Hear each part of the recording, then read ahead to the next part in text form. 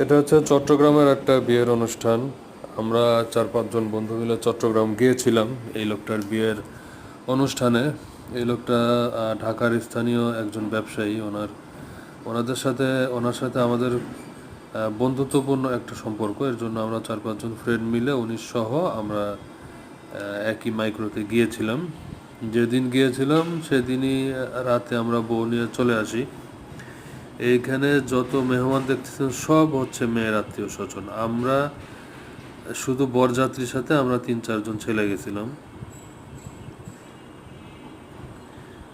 এটা হচ্ছে বরের এক ফ্রেন্ড, মানে জুনিয়র ফ্রেন্ড আর কি। তারপরে এই যে কোট পরা, এটা হচ্ছে আমাদের ফ্রেন্ড।